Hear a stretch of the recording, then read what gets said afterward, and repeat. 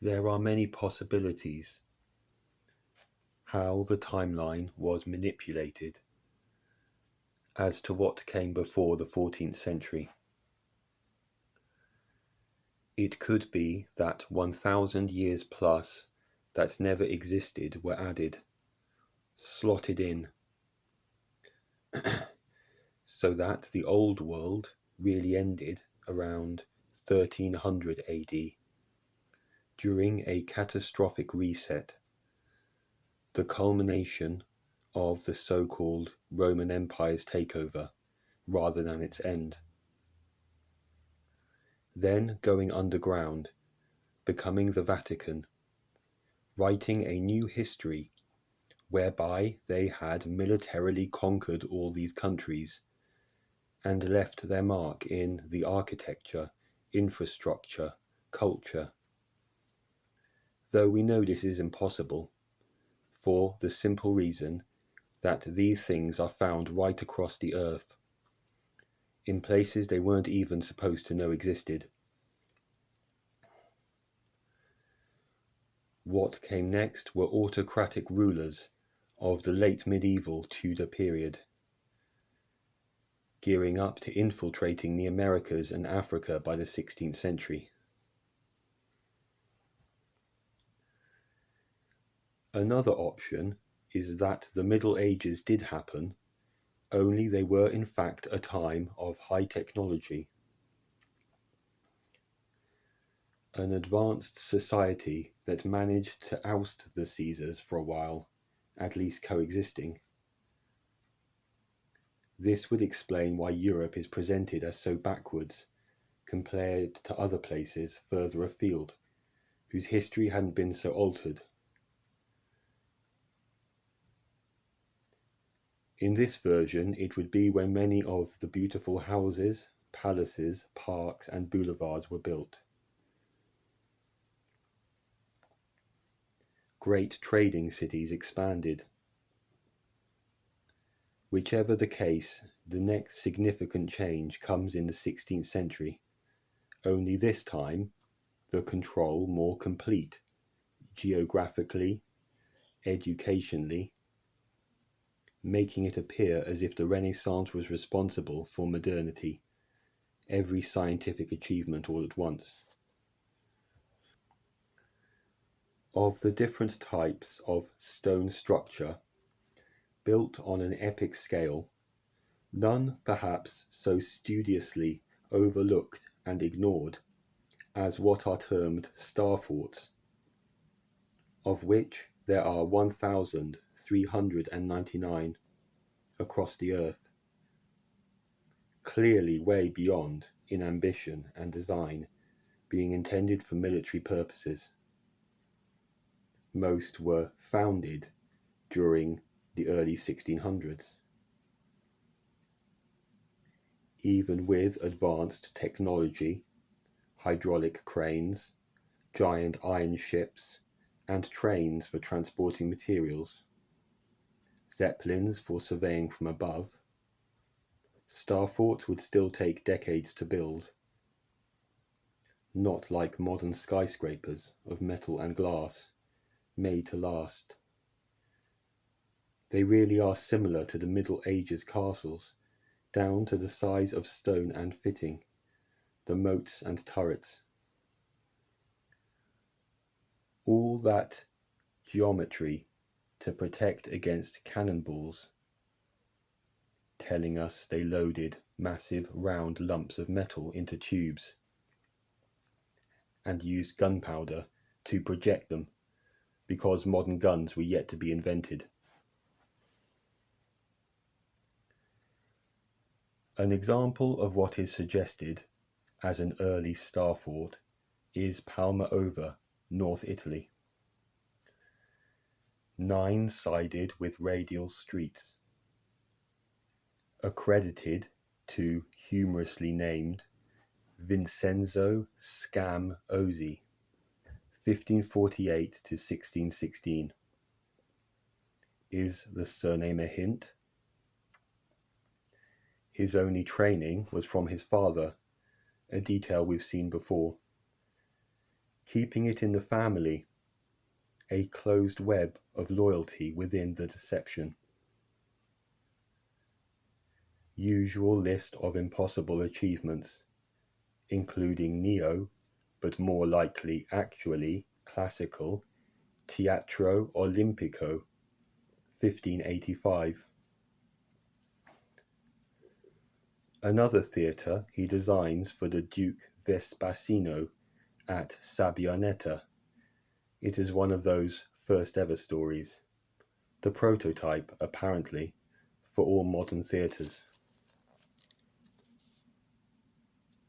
He writes a treatise on Renaissance architecture in 6 volumes, L'Idea dell'Architettura Universale, 1615, reinforcing this idea that this century was all about bringing back and copying, rather than stealing from what came before.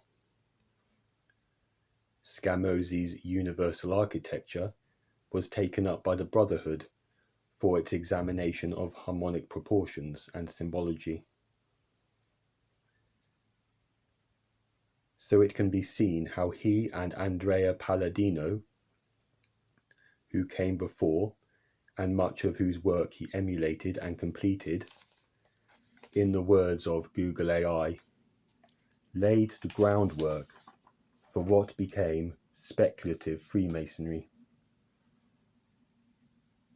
Another encyclopedia website states in England, quote, Palladio became a vast enthusiasm there, almost a cult, and hundreds of clubs of amateur architects met to study the art of this great modern master, who in due time was to be Sir Christopher Wren's guiding inspiration, when after the London fire in 1616, he designed not only St. Paul's, but more than 100 other buildings, a few of them in America.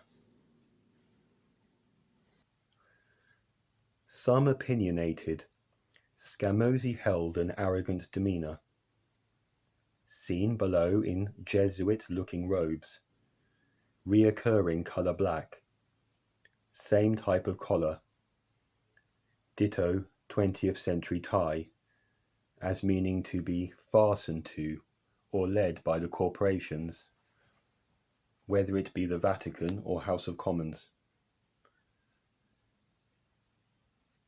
You could see the Victorian dark suit as a switch-up of the uniform.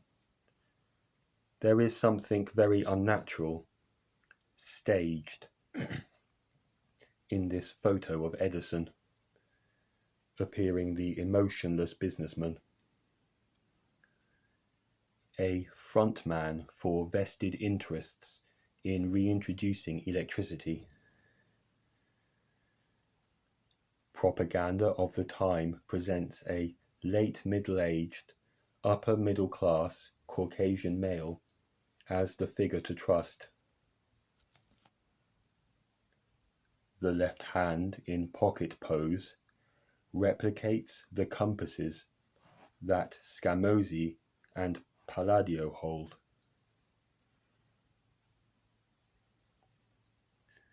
The Roman script there, and torn off piece of masonry from a column. The dark background in these portraits, the steady, rather soulless stare, showing their affiliations.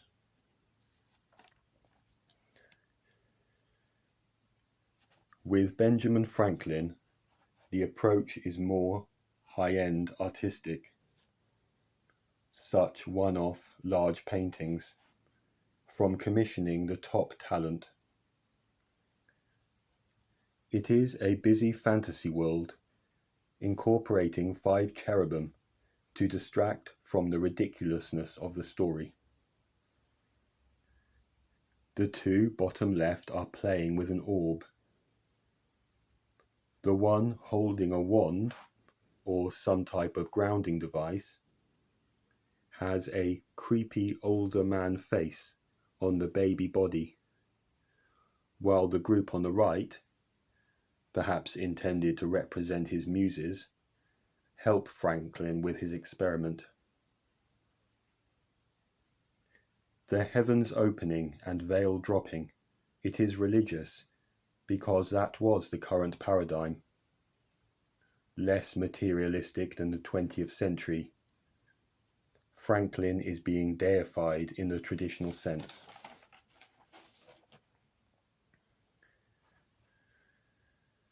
The key, perhaps symbolic, of it being he alone who provided the ways and means for scientific progress.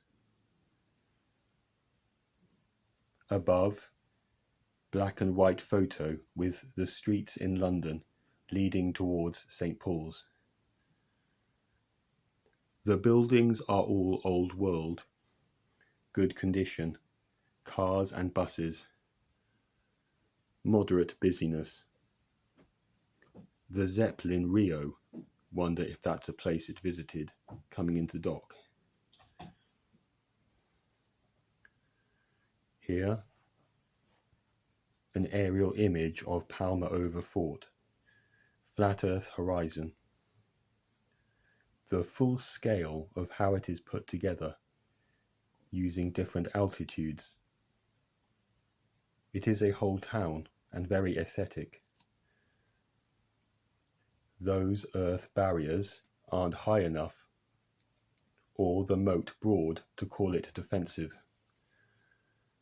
Farming around the irrigated circle stands out green in an otherwise dry brownish-orange landscape. The roof's painted to stand out, white reflects the sun. Everything's been thought of. Another for comparative purposes. Purported oldest star fort in North America. Castillo de San Marco at St. Augustine, Florida. Built in 22 years, between 1672 and 1695.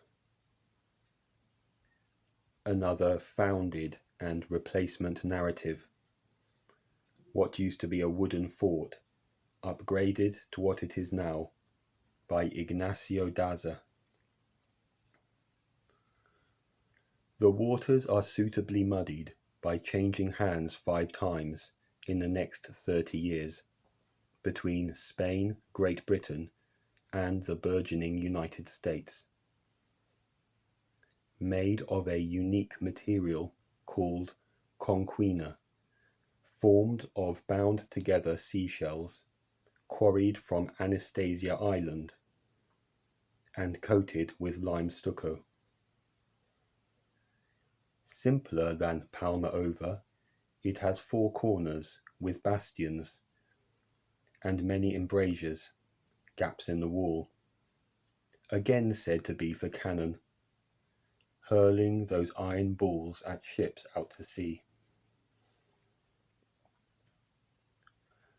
Like so many star forts, it was turned into a prison in the 19th century, housing Native Americans after defeating them in various wars, the resistance to the reset. Palmer Over was used for housing political prisoners during World War I and II. We are supposed to believe the workers at San Marco were borrowed from nearby Have, not professionals, local Spaniards and Indians, including many convicts. Above, front cover to Rudolf Erich Rasp's 18th century book about a German noble called Baron Munchausen, who would tell impossibly exaggerated stories about himself, as NASA do with the phony space missions. In one of these, he rides a cannonball into the enemy encampment, there to spy and collect invaluable information. A clownish, childish look to this illustration, with unpleasant undertones. Similar to those found in Lewis Carroll's Alice in Wonderland, 1865, a century later. As if to say, You've agreed to believe this is how we slaughtered these people and colonized the territory. Foreground: dead soldiers and horses. The Baron sweeps across before thunderclouds. Like the sun, clothed in red and gold, orbited by cannonballs, the heliocentric system. At a reach, his leapfrog body posture makes the Masonic emblem shape. Right? This type of insulting, cheap-to-make nonsense. It's meant to be a cannonball wedged into a wall from 1781. If that's the sum total of damage done when they found their mark, they couldn't have been very effective. How could these destroy a castle fort? All the other evidence of conflict long since tidied away. Below, doesn't it look so dignified and orderly, down to the opulent use of paint and gold ornamentation on the bows of the ship? Having possibly just crossed the Atlantic, it's in pristine condition, flags and barriers hung all around. The royal coat of arms near the top there. The cannon, 2 rows, are at the ready. The only chaotic touch is 2 vessels exchanging fire. A bishop with his hat in the second rowboat, making for the White Star Fort with the stars and stripes above. Above, oxen and cart alongside primitively attired natives with the Florida topknot, and some men in European dress, in full effect building the fort. 2 of them to the right chipping away at the huge blocks with chisel hammers. They'd be there forever. Light wood, scaffolding, and rope. Named by the Catholic Church, Nossa Senhora de Graças Star Fort, otherwise known as La Lippe, after the military duke. It is found near the town of Elvas, East Portugal, sitting on the Hill of Grace, Monte de Graça, overlooking the Gradiana Plain. A 490-foot quadrangle, a bastion on each corner. The enormous Dragon Gate at the front. Within the compound is a circular tower on 2 levels. The first a chapel, second living quarters. There is a cistern connected to a reservoir, also a very deep well and mill. It speaks of self-sufficiency, using local resources. The protruding lines of fortification at the front are called ravelins. All these features made it invaluable as a prison up to 2010, so conveniently removed from the public eye, before becoming a UNESCO Trust Us property.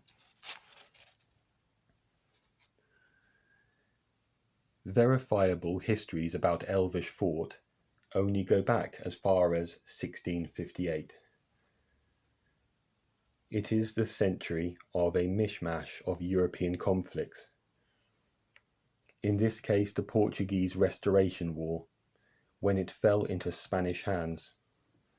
Then, during the 7 Years' War, King Joseph I of Portugal, alongside the Marquis Pombal, have Marshal Leip make quote-unquote changes.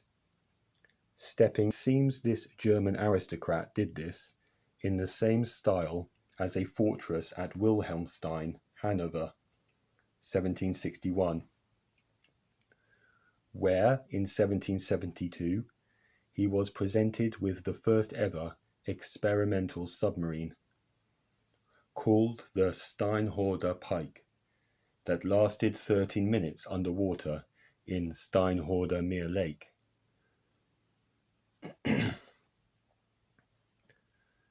The Marquis Pombal ruled Portugal between 1750 and 1777. It is the period of the Great Lisbon Earthquake, 1755, that destroyed much of the city. There was political reform occurring, uprisings with whole villages and towns burned to the ground. Portugal was losing its dominance in the pecking order. Society restructured. Pombal had vested interests in the Brazilian slave trade, a member of the Royal Society. It is said he was in staunch opposition to the Jesuits, expelling some, but no doubt playing the opposition in the problem-solution dialectic. Ultimately, he still brought in the new sciences, paving the way for industrialization, and that is reflected in the Masonic symbolism in areas of the Lisbon rebuild, such as the Baixa Pombalina.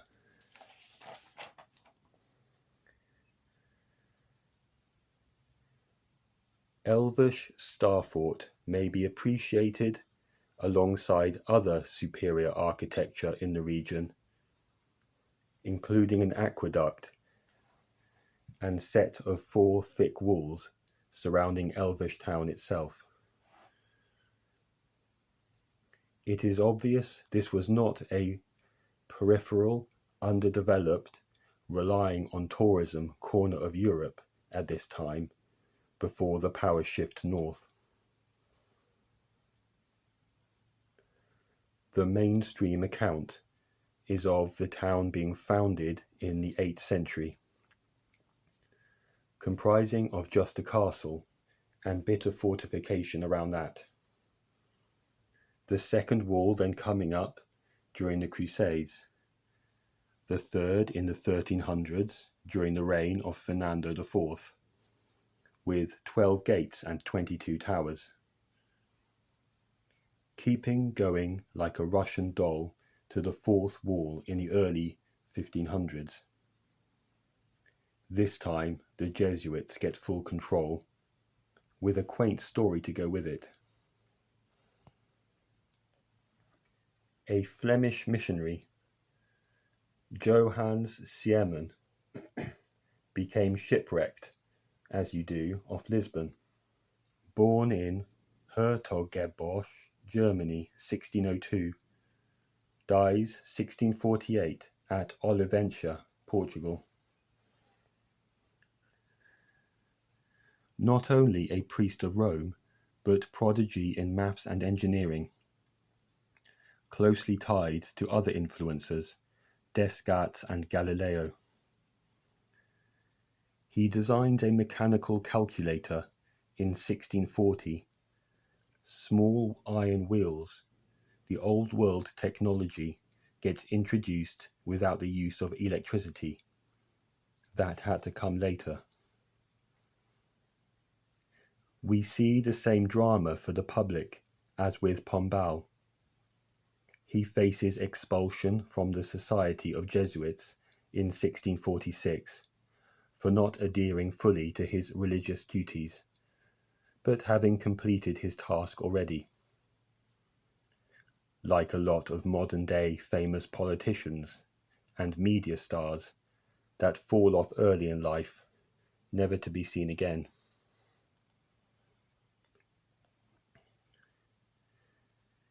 He was invited by the king to oversee the work on Elvish, where he managed to triple the thickness of the walls. Siemens was all for establishing Galileo's heliocentrism, doing so with purposefully incomprehensible algebra in his book Disciplinae Mathematical, 1640, encouraging the use of instruments like telescopes that most had no access to, and observations through which are open to interpretation. More theatre was going on in Italy with Galileo's trial, 1633.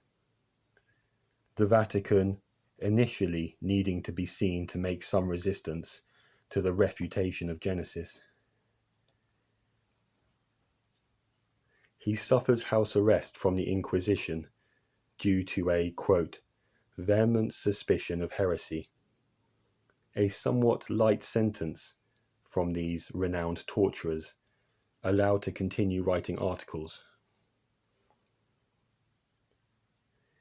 As if this is not proof enough of the Church's partnership, in 1992, the Pontifical Academy of Sciences makes an official apology to Galileo, saying he was right after all.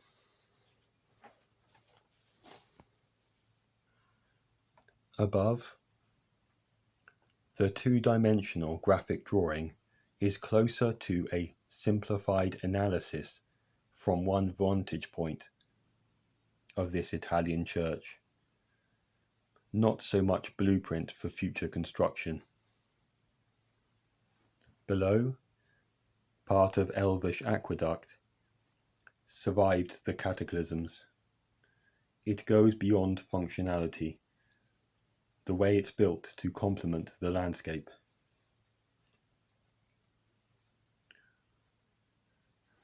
Below, the great, always be suspicious when that word crops up, Lisbon earthquake, 1st of November 1755, showing the ground literally seething, coming apart, the seas simultaneously flooding the city. Lasting only 6 minutes. Strange that this most important capital, with all the old world buildings, would experience a one-off event to this Richter scale in a region otherwise unknown for it, unlike California or Southeast Asia. They say the epicenter came from the Atlantic. Also peculiar and rather convenient that immediately followed enormous fires burning for hours that did much of the damage, blamed on candles being knocked over. These burning of settlements was occurring regularly in the American colonies too.